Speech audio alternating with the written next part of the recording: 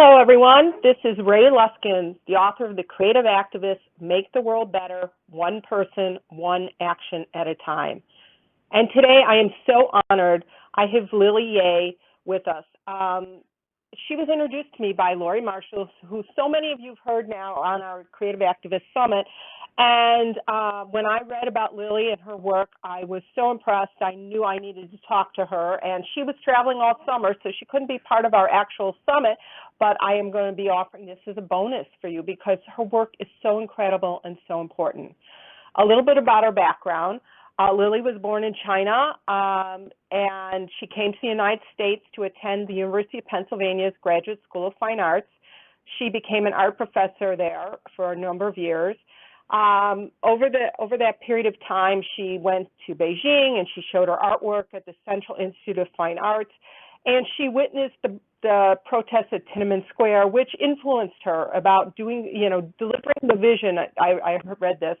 It is about delivering the vision one is given and about doing the right thing without sparing oneself. Lily came back to the United States. She started the Village Humanities Art Project, and then she went on to do international work and she organized this nonprofit called Barefoot Artists. She's an author herself. She's been the subject of a documentary, and you need to hear about Lily. So I'm going to stop there, Lily. So welcome. Thank you for the introduction. It sounds wonderful. Yes, you're very impressive on paper. What can I say? Yeah, it's on paper. It's on paper, but no, it's in real life too. So I love the phrase "one person, one action" to transform. It's really wonderful. Thank you, and that's what I believe, and especially artists have this ability to connect with people on such a deep level, and that we can transform the world. I'd like people to talk a little bit, if you would tell us a little bit about your own background and how you got inspired and how you started transforming, Philadelphia, and talk about that. That is an amazing project. Yes, thank you. Yeah, the Philadelphia project in North Philadelphia inner city.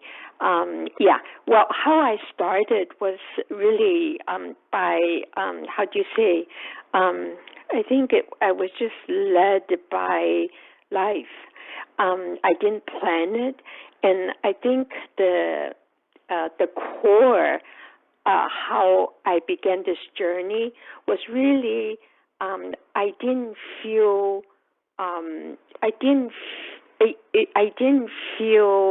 authentic in my work, and so that bothered me. I didn't feel I found my voice, even though I graduated from a very good, the best college in Taiwan, and came to graduate school at the University of Pennsylvania, all very prestigious school. But I still feel I was doing what the society and people this is what you do as an artist.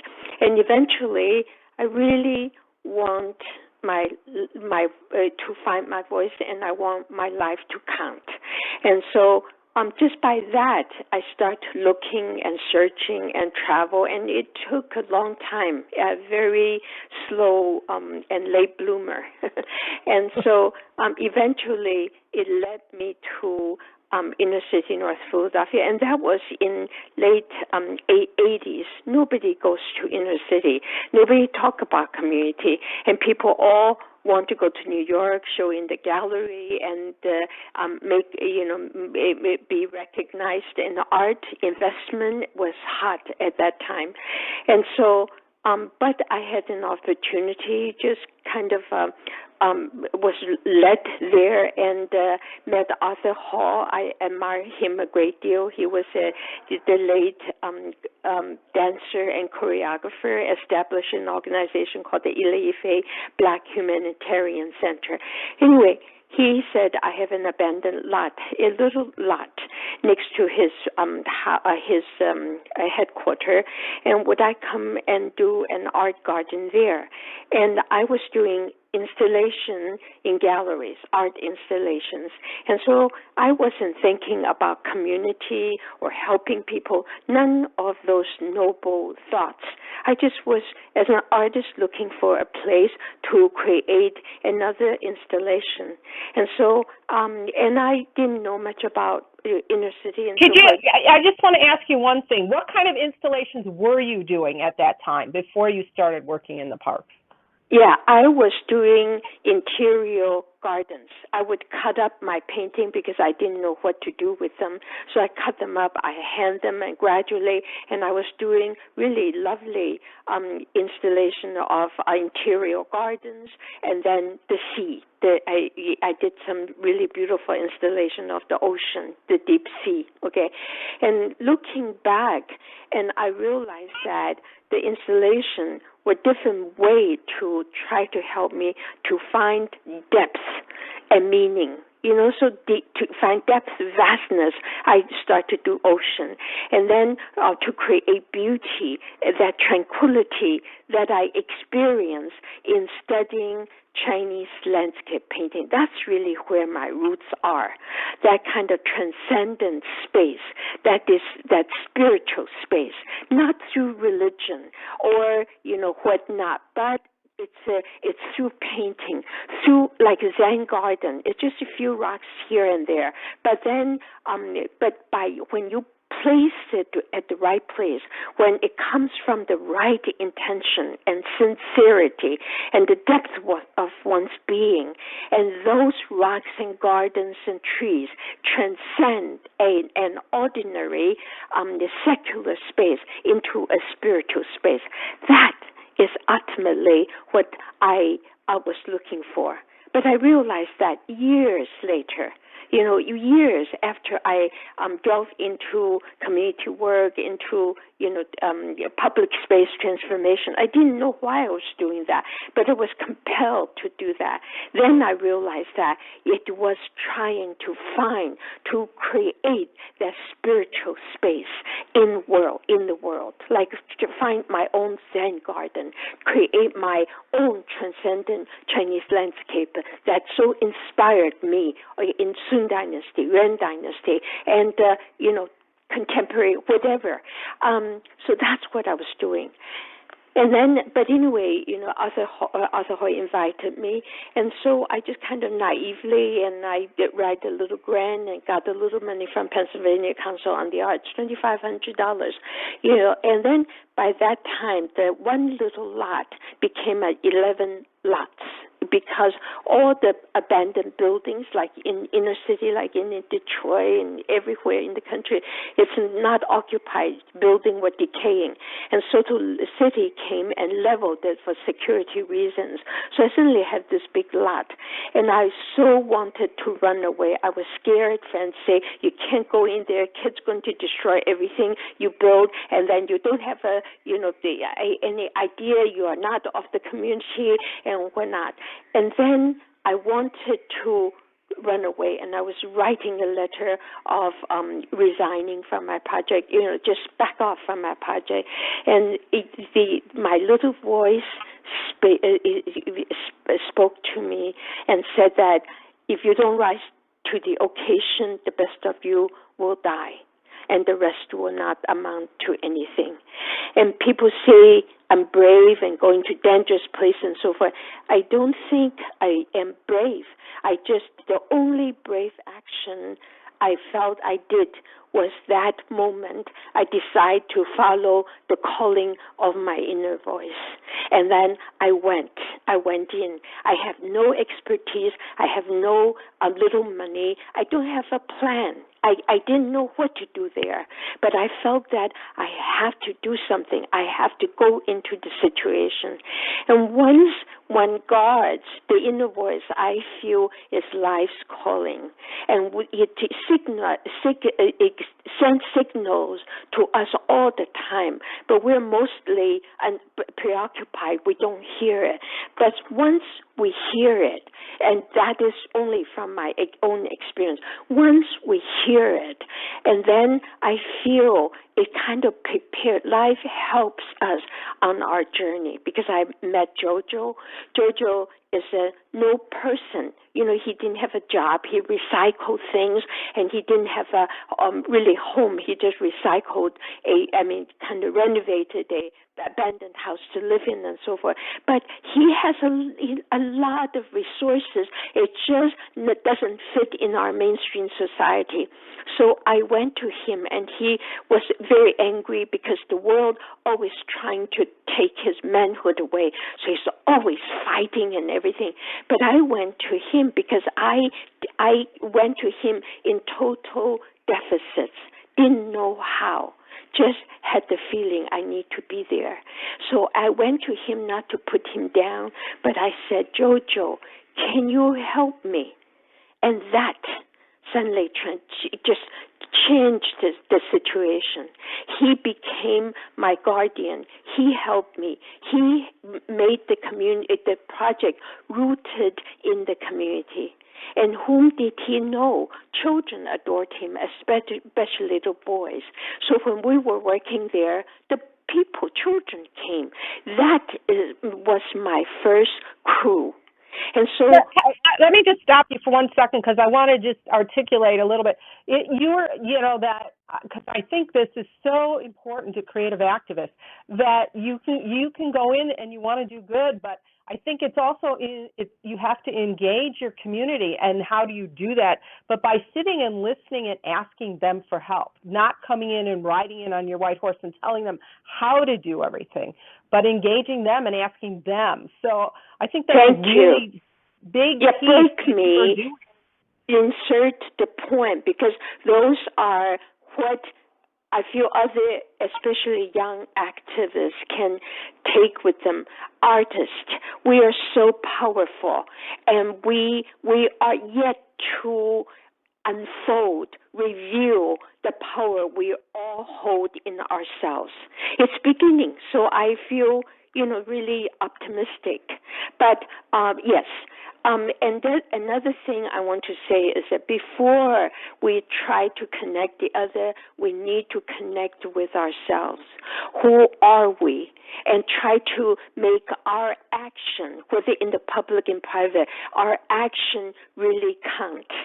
And I think then we can go to a community with authenticity, with sincerity, and with who we are. Then people can begin to respond to that rather than something artificial, something to fit into the mold laid out by the society. That's not so truthful to ourselves.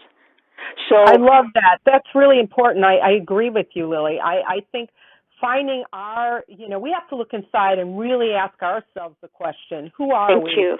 Yes. Who do we want to be? Who do we want to be in the world? How do we want to express that? And what is the legacy that we'd like to leave? I think those are, I agree with you. We have to, that's the only way we can be authentic and be transformative in working with a community to build engagement, to create beautiful spaces. Right. I think just a simple question, we want our life to count. We want our life to be meaningful. And then if we have that to orient our action. When we take action, we ask ourselves that question. Then we will start to have choice that will guide us to the right direction. It's asking that question. It's like we sail. Life is like a sail, you journey in the open ocean. And then to what direction? It's those questions that it's like the compass. And then our action unfolds. And if we want our life to have meaning, then our action responding to that will have meaning. And then it unfolds it will help other people, because helping other people make us feel good. It's like we are, in science, in quantum physics, in Buddhism, we are all connected. We all come from the same stuff. And so if when we help other people, we help ourselves. But more than that, like I mentioned to you, I am essentially an artist. Where I go is creativity leads me. It's not so much about my language. It's not about improving people's life. Of course, that's important. It's not about, building community and so forth. Yet my work unfolds. It's all about that. All about like social justice, equality, and so forth. But that's the result, how my work unfolds, but that's not my language. My language I love that. Integrity, about authenticity, about tell our true story, and then equality. What we are like you. How do you set it up so you can listen to other people? Their wisdom guide us, make us bigger. And all when people feel happy, they are not suffering pain. That is to me like sunlight, like fresh air in nurturing this tree of life. We all are a big tree of life growing. Beautiful imagery. I love it. You paint pictures with words as well. So Thank I you. love what you're saying. It so resonates with me, and it was so beautiful. I have tears welling up inside of me right now because it touched me in a way that I totally understand what you're saying. And I think you're saying that everybody is creative, and that part of what you're doing by being in community and working side by side with JoJo and the children is helping them find their own creativity, which then they can bring forth. I right, think that right. Yeah, creativity is like this gushing energy. It's like water. And the nature of water is to go to low places, the lowest, and stay there. And when water stays there, it naturally nurture its environment. Life come to it. And so if we can just be ourselves, be our true nature, whatever, it could be like wind, it could like, but that together compose what life we know, the life we experience. But it's like, go to community, helping it's not, I think, like Taoism, in Tao Te Ching, Taoism said that the greatest virtue is that of water. It's naturally go to the low places. So that's in all religion we talk about humility. Right? Pope talk about humility. Be humble, like water. You go to the low places. You don't brag about it.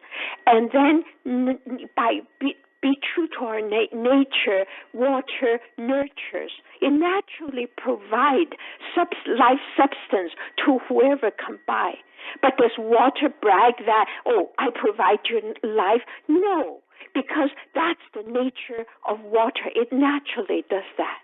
There's a beautiful poem. It's about, there's the full moon, and there's the pond, beautiful pond. The moon did not mean to cast its shadow, to cast image, and the pond did not mean to catch the moon's reflection, but it all happened because because it's just the way of nature. It's beauty and it's harmony. It's all that. That's why when it's true beauty, it moves. It is part of the energy of life. It nurtures, and it's essential in our being. It is what our soul yearns, and we long to be nurtured by that.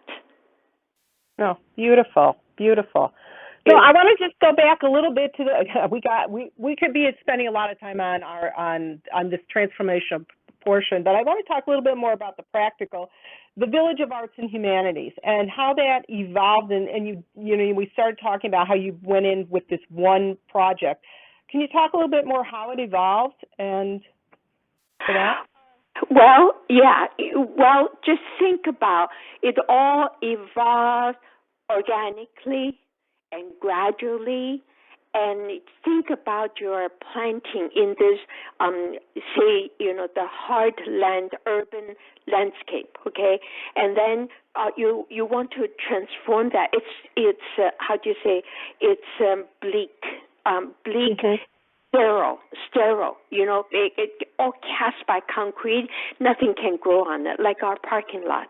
Yeah, solely for utilitarian purpose. There's no soul in that. But we are human beings. We have a deeper longing than just material things. And so when I went to inner city, where we want to transform that into a tree growth, something organic to soothe our soul. And so where do you go? You don't go to places the ground is already cracked up, right? And where does the ground cracked up? It's in abandoned places. The forces of nature breaks it. Okay, and in the cracks, you start to plant in those little space like in broken places or in inner city, a vast abandoned land, and then you go, you find the place, and you plant a seed. Fertilize the seed, fertilize seed. When I went there as an artist, I have an idea. But it's not just an abstract idea. It's an idea charged with my life searching. I want to find meaning and my voice and who am I and authenticity. It's with that I went. So I found this place, and then there's a little open ground, and I was invited, and so and I found Jojo. Jojo helped me to get the children. At the beginning, I have no idea what we were doing. And then, as I mentioned, again, Taoist teaching that sometimes we find solution not so much in the experts, but in the beginners, because there are all kinds of possibilities. Because I didn't know, so I have to ask people to help me. I have to use whatever came to me. That's the children, the energy of the children, okay? And so we start to do some art project in the broken places, like in inner city, in all the places I have been, usually broken places. Usually it's very sad and gloomy and traumatized and burdened with a bleak memory. But then if we work with children and their laughter sends ripple of joy and through the community, that brings hope and new sense of possibility. And it was the children. Did we know what we were doing? We don't in our head, but in our heart we knew. We knew we were taking action. That action was charged with energy, vitality. It will lead us to the future, and it is that guided us. So at the beginning, we make something, we painted, and then so at least there's something from nothing, chaos, we begin to bring order. We begin to make it appear in color. And as our things fall or they were not successful, wow, great for the failure, because then we have opportunity to do better, to find better ways. And so that's how it began. So when the children came, then I started to get the volunteer, and then I started to get people come in. We must have a program for children where others is chaotic, and Jojo began to help me. And after 2 years, and other people, adults, saw that, well, this woman didn't rip us off and take advantage of us. So adults began to drift in. They need some jobs. And so park building become this structure, and through which we can have children's program, we can do job training, we can get adults begin to come in. Adults have drug problem. The most famous one was Big Man. He sold drug, and he used drug and sold drug, had no place to go. Through art, he transformed.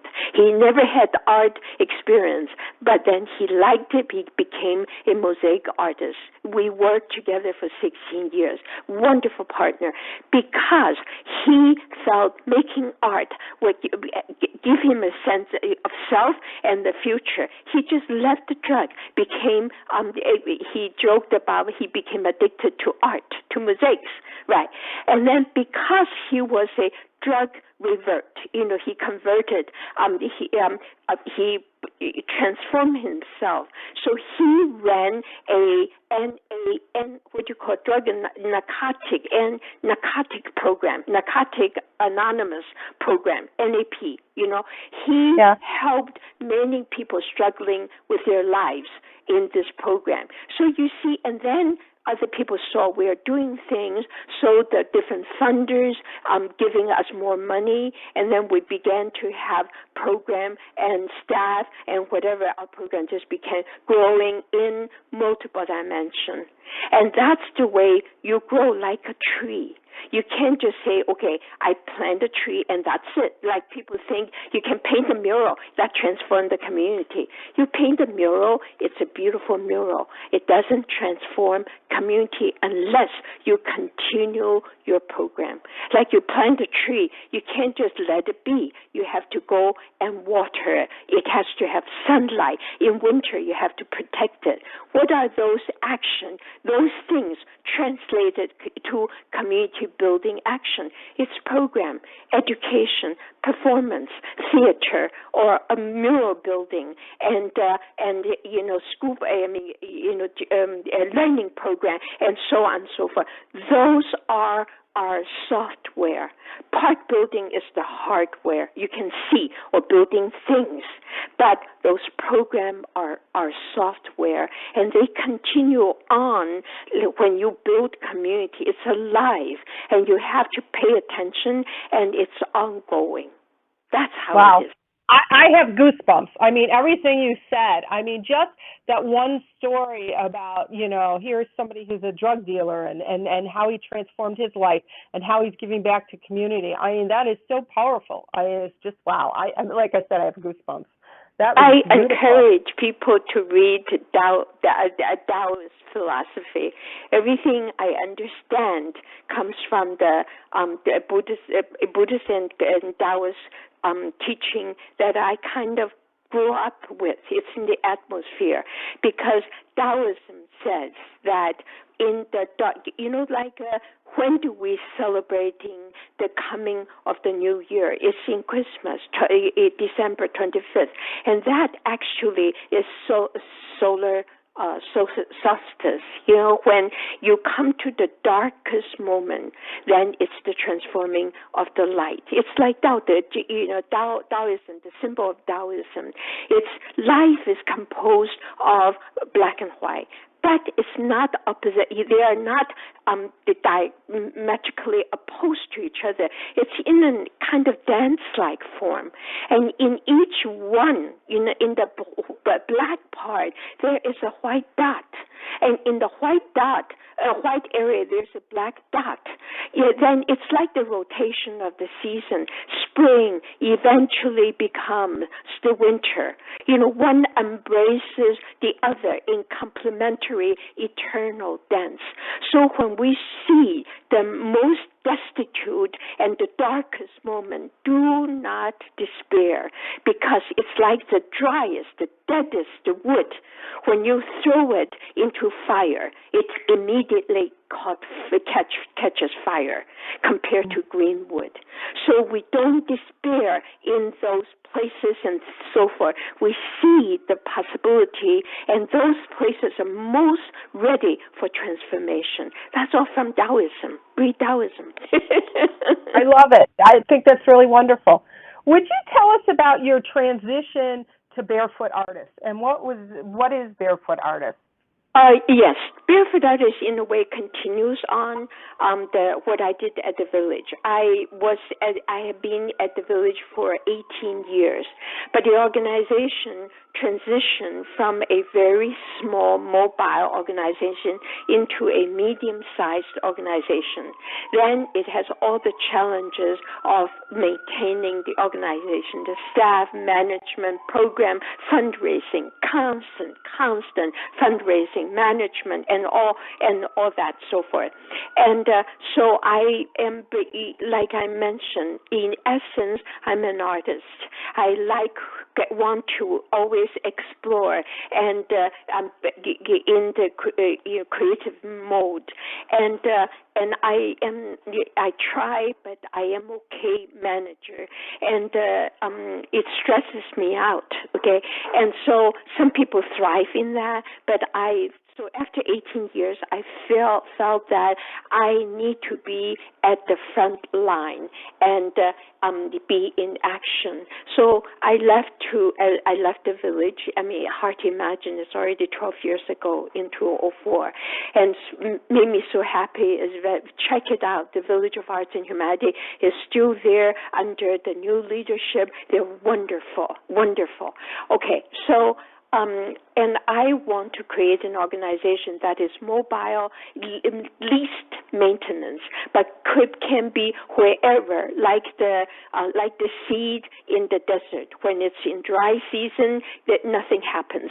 But then when rain comes, suddenly the whole ground is transformed. I want to create an organization like that.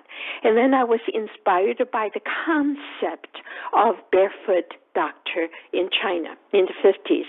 I mean, they sent people, the healers, to remote villages where people never go get near a doctor. So then those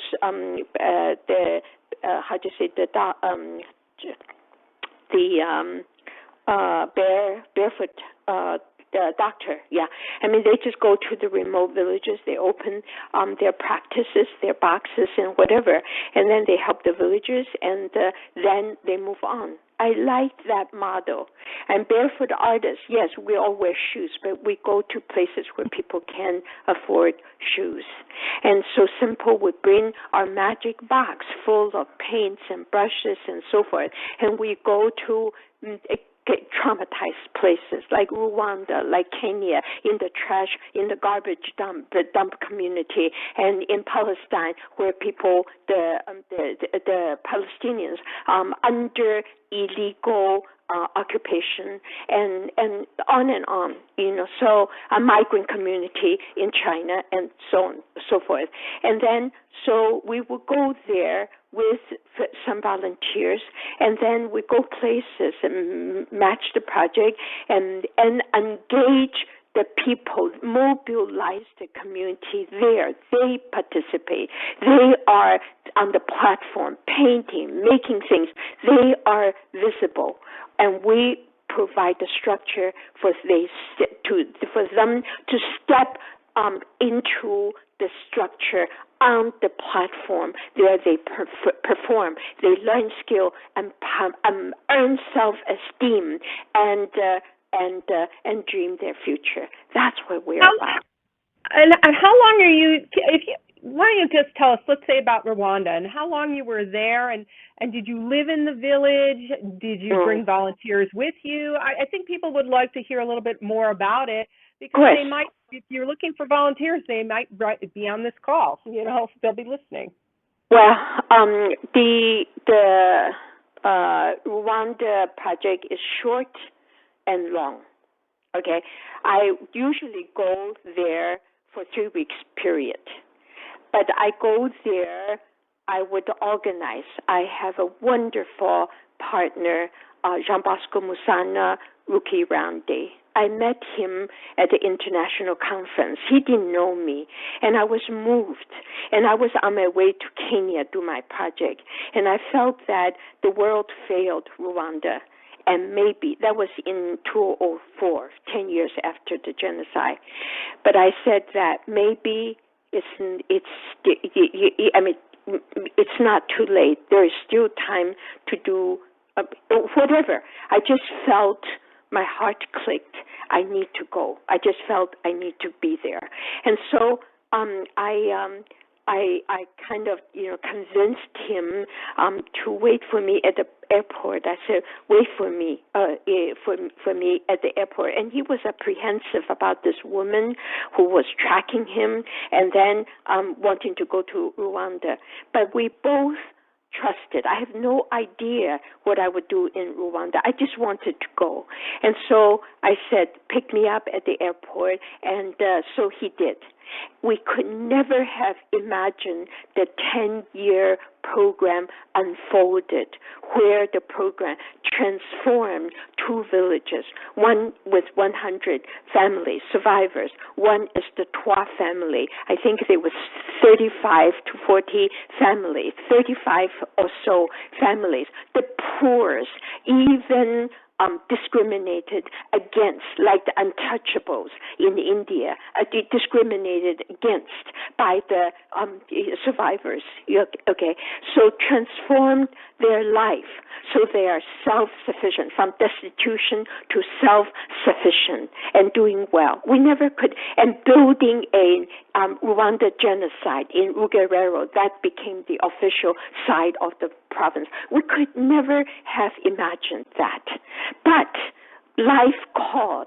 I responded, and I found the mean. Did I have the whole thing planned out? No. That's why I say to artists, trust your intuition. Respond to what life's calling, one step at a time, and this journey of life will open up for you. That's my experience in Rwanda. So I would go for 3 weeks, and I would do some project. At the beginning, I brought the volunteers, and then we painted the village because the village was so bleak, and all the houses looked the same. It's like no floor, no facility, just 4 bare walls with a roof to shelter the poorest. And I said, I didn't really have money either. So I said, what could we do? We must do something. So we bought paints, and only most minimum paint, 3 color, black and white, green, brown, and maybe yellow. Yeah, that's all they have. But we used them, and we painted simple geometrical shapes and images coming from the workshop from children. Children drew and whatever. And just by that simple thing, we get people in action. And we made one house different from another house. And then we did the training for adults, all this in 3 weeks' time. And then so we left the paints and so forth. And they continued to paint. Now the houses, they paint their dreams. They paint helicopters. They paint typewriters, computers, and motorcycle, car, and so forth. Just wonderful. And the painting, it has vigor and just wonderful. So, and then I would go back the second year, and I saw, the first time I go there, and then I see people would tell me what they need. There's no water. Water is a huge problem. So eventually, according to people's need, and working with them, listening to them, and whatever. So similar like the village. I gradually, every year I bring a new program, like rain harvest devices. So all the village families have clean water. They have rain season twice a year. And then they need they need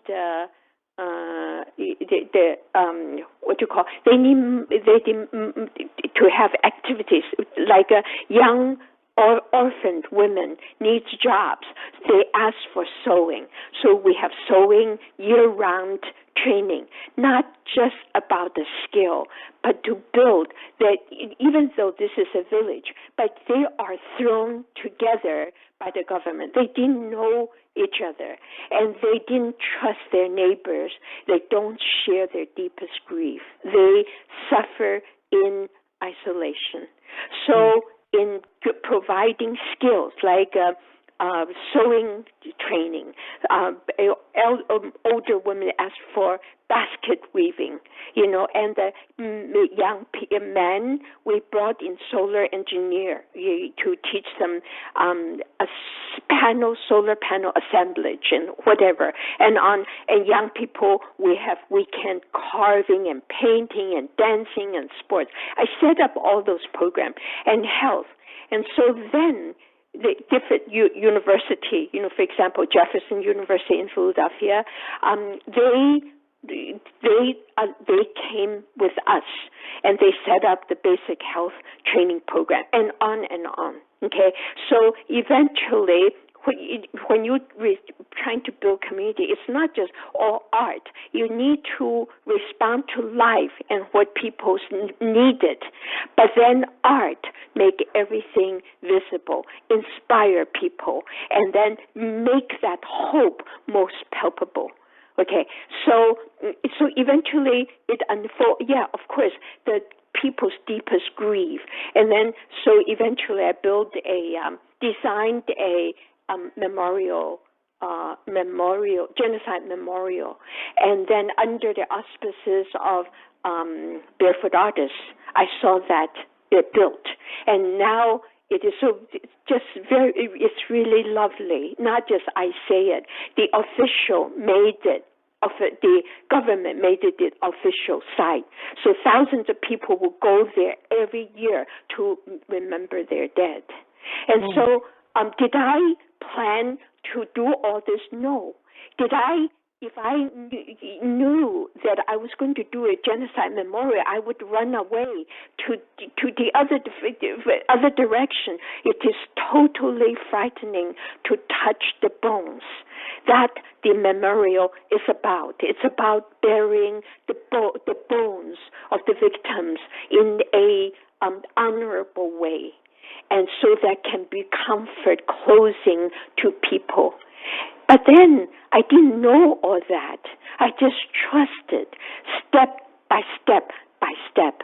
All this program came to be. And then in the 9th year, I remember they had a big celebration. They anointed me as the mama cow. And so I said, why is it they made the fresh milk for me to drink, made me pour milk for the children to drink?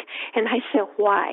And they say that you are like the mama cow for us, because if the mother died, but the child can grow up in the cow's milk.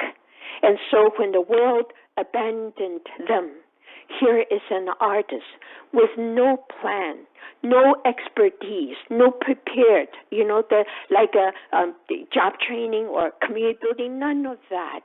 I have experience at the village, but just been touched by the tragedy, the humanity, the suffering, and moved by the talk of Jean Bosco, who delivered his speech from the depth of his being. And then I responded and went there and didn't have a lot of money, little bit to make the trip, to make the first, to sponsor our project and whatever. And it grew like planting a new tree of life, but with sincerity, with our heart, and with all the skill we have learned through living life. We come together, and with partnership and other people's joining in, we come together, and we didn't impose our will. We listen to people, what they needed. We invite them to guide us, to participate. And then what really helped is the micro lending.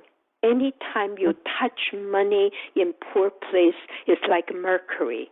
But Jean Bosco was so great.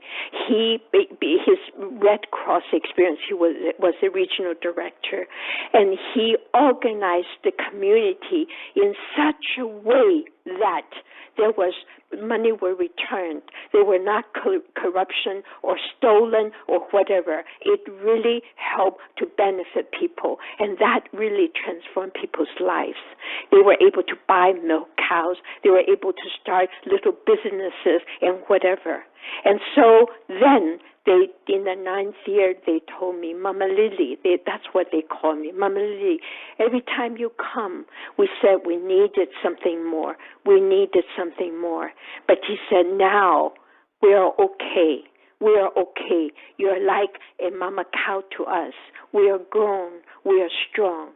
And they gave, so moving, they gave me a staff, beaded staff in red and green. I think it's Rwandan the color, being part of the color in Rwandan flag. It's all beaded. And then they say, we give it to you. When you come, feeble and old, then you will have the staff to lean on. Oh, I love that. Oh, Lily, I wish we're starting to close in on our time, so I could listen to you forever. I really could. But I'm going to ask you how people can get a hold of you, and what kind of help do you want? What are you looking for Barefoot Artists?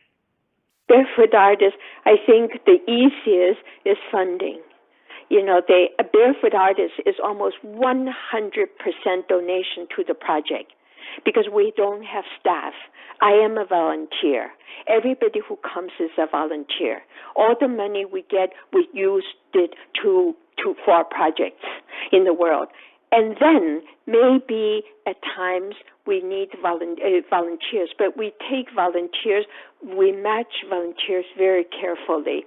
Otherwise, we try to, volunteers can bring their specialty, their engineer background. Oh, by the way, we work with Engineer Without Borders, who provided, aired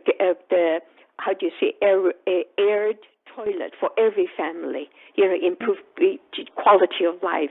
So it depends on what kind of project. Sometimes we need water experts, and we need health experts, or dance, theater, and whatever. It depends on. I need to match the volunteers with the need of the project. And volunteers are usually learn to set up the structure and to help empower the community. It's not about us, but about the community, about empowering others. And so it very much depends on the project and project needs. Okay. And documentation, things like that. Yeah. So that's really good. So people, if they write you they look it up on the line at Barefoot Artists, they can get a hold of somebody and offer their services or donate. Yeah. Yes. Go to barefootartist.org to go to our site. Yes, and then, just let us know. And then, or Lily at Barefoot Artists, that's my email with the website. Yeah, and yeah, right. And more, also pay attention to one's inner call, and also what one can do locally, immediately. Showing kindness, more smile on the street, and when the opportunity comes, then join Barefoot Artists. Well, I was going to ask you what your final words would be, but I think that was great, what you just said. So I don't think I have to go there. So thank you so much, Lily, for this. And everyone, you can also, she wrote a book called Awakening Creativity. Where can they find that, Lily? Oh, Awakening Creativity. Thank you for mentioning that. If people want to know my methodology, it's all there. That's why I wrote the program, because that program, I listed why I go there, how I work with 650 students. How do you get them to create? And what makes sense?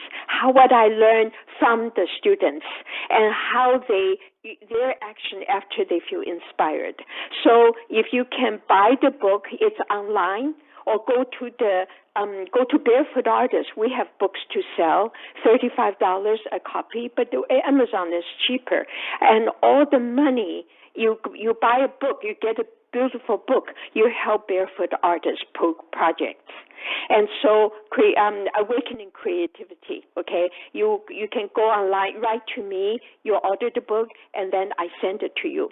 The other thing is that there is the film called the Barefoot Artist.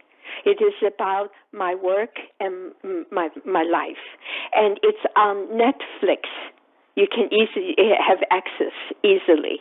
And then that film really showed different projects, especially the Genocide Memorial, how people use it. Very powerful. Very good filmmakers. Yeah, Glenn Hostin and Daniel Traub. Very good filmmakers. Very, very lucky. Well, thank you so much, Lily. I so appreciate it. Yeah. And this is Ray Luskin, the creative activist. Have a fabulous day. Yeah, thank you. Can I talk to you after you turn off your recorder?